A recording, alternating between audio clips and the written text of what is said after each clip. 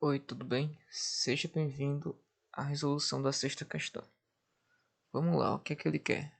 Basicamente, ele dá um circuito e ele quer saber qual que é a amplitude da onda quadrada necessária para assegurar que o transistor sature, ou seja, o transistor ele vai permitir que toda a corrente do coletor passe para o coletor emissor. Ele pede que é para considerar que IB seja o dobro da sua corrente com margem de segurança. Legal. Então, primeiro, o que tem que ser feito? Primeiro você desenha o circuito do seu jeito. Então, ó, 9 volts, até substituir os valores. Véio. A fonte tem 9 volts, o RC equivale a 270 ohms, o RB 3.3 kΩ. Aí tem o desenho do LED, né, o transistor, o desenho a onda quadrada ali, enfim. Agora você desenha as correntes, né, passando pelos componentes, IB, IC, já informou quem que é IC, ó. IC é 30 mA, IB eu vou ter que calcular em algum momento. Ele forneceu também quem que é VBE, que é 0.7 volts, está aqui. Deixa eu ativar o marcador, né? O VB está aqui, ó, na saturação ele equivale a 0,7 volts. E o VC na saturação equivale a 0,3 volts. E o beta, né? O beta na saturação equivale a 50. Então esses são os dados que ele forneceu. E aqui está o circuito desenhado com essas informações fornecidas, né? Então eu passo o outro slide, né? Apaguei o quadro e só puxei o circuito. Vou anotar aqui as informações mais importantes, que ele quer saber a amplitude da quadrada. E uma observação que ele disse que a corrente B tem que ser o dobro da calculada, que é para utilizar o IB mínimo como base de segurança. Enfim, vamos lá. Primeiro vamos separar o circuito em base emissor e coletor emissor. Então o circuito base emissor e o circuito coletor emissor. É que legal. O circuito à esquerda seria o circuito base emissor, obviamente, né? Tem a fonte, onda quadrada, o resistor, o diodo, o ground. E o circuito à direita você tem o circuito coletor emissor. Você tem a fonte, 9 volts, o resistor, o LEDzinho, o transistor e o ground, né? Pronto, vamos analisar então o circuito base emissor, que é o que tem para ser analisado. O que está faltando informação é no base emissor. O coletor emissor praticamente está completo, não tem o que calcular nele. Então vamos lá. Já deixei aqui algumas informações importantes, como o beta e a corrente do coletor. E primeiro a gente precisa calcular IB, né? Como que eu calculo IB? Quais são as fórmulas que envolvem IB? Primeiro o VRI, né, que é a primeira coisa que a gente aprende de circuitos elétricos. VRB é a corrente da base multiplicada pela resistência da base. E outra fórmula que também envolve B é o cálculo do coletor, da corrente do coletor. A corrente do coletor é beta vezes IB.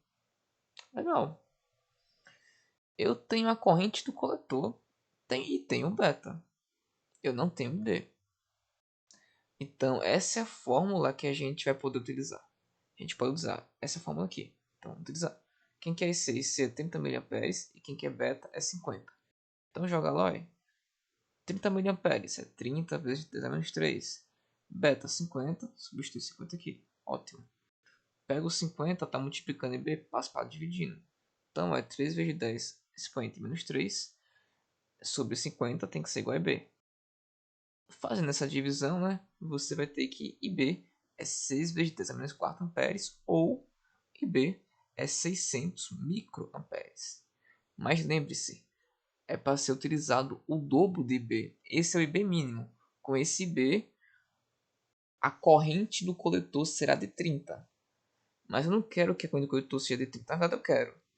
Só que, tipo, se a gente analisar aquele circuito, se você fazer as continhas desse circuito aqui, ele saturado é 30 mA. A gente quer que o circuito, que o coletor esteja saturado. Então, a corrente da base, ela tem que ser uma corrente que seja maior do que a corrente da saturação. Então, ele pediu para que a gente dobrasse o IB, né? Então, se IB é 600 microamperes, Quando eu multiplico isso por 2, IB será igual a 1.200 microamperes ou 1.2 miliamperes. Fazendo a conversão de unidades, claro, né? E pronto, então eu encontrei o valor de B, é 1.2 miliamperes, que foi com a observação que ele pediu. Quando IB é 600 microamperes, você consegue fazer com que a corrente do coletor seja 30 miliamperes. Mas como ele pediu para que a gente dobrasse B, a gente dobrou aqui, e a corrente do coletor controlada vai ser bem maior dessa vez, né? Ótimo. Então encontramos IB. Agora vamos encontrar a última informação, né, que foi o que ele pediu. A amplitude da onda quadrada. Então, o que é uma onda quadrada, né? Primeiro, para começo de conversa. A onda quadrada é essa onda aqui, ó, em que você tem o pico positivo e o pico baixo, né, que seria o 0 volts. É como o binário, é o binário, né? Você tem 1 e 0. Você tem o estado ligado ou estado desligado.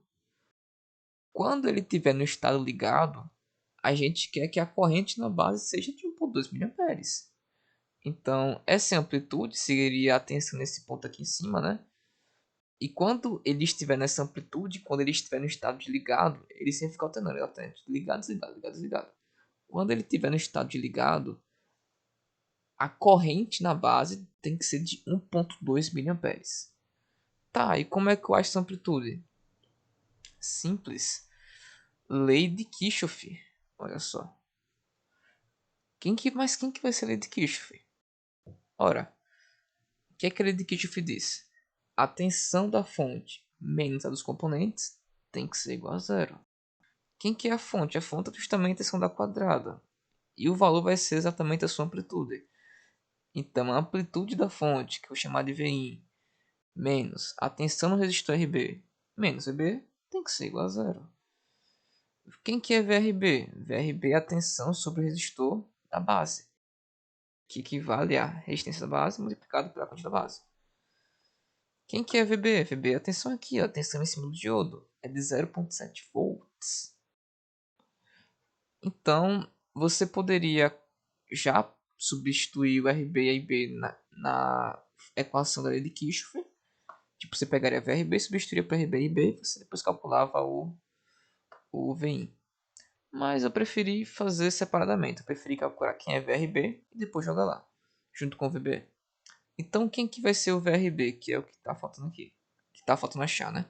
O VRB é justamente a resistência multiplicada pela corrente IB. Então, resistência B, quem que é? 3.3 kΩ. E B, quem que é? 1.2 mA.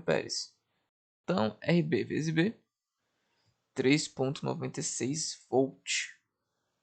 Lei de Kirchhoff de novo, né? Já tem todos os valores, menos VIN, então substitua. VRB, 3.96. VBE, 0.7.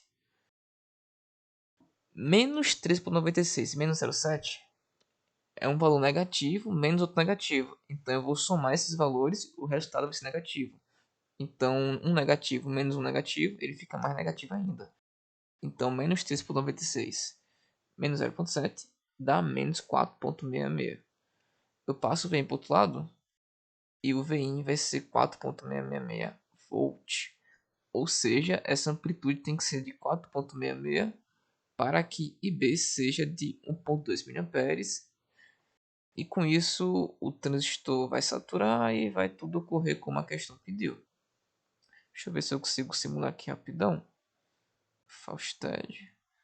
Deixa eu colocar um LEDzinho aqui, ó. Rapidão. Coloca um LED aqui, ó. Pronto, ligou, desligou, ligou, desligou, ligou, desligou. Eu tenho justamente isso. Quando ele estiver no positivo, né? Quando ele estiver na amplitude, ele vai ligar o LED. E quando ele estiver na parte de baixo, né? Na amplitude negativa, ele vai desligar o LED. Ele liga, desliga, liga, desliga, liga, desliga. Então ele liga e desliga o LED. Liga e desliga o LED. Ele satura e para de conduzir o transistor, no caso. Quando o LED liga, o transistor satura, porque a corrente do coletor é menor do que a corrente controlada. Então ele entra no modo de saturação e tudo aquilo que a gente aprendeu entra em ação, né? É isso. Muito obrigado.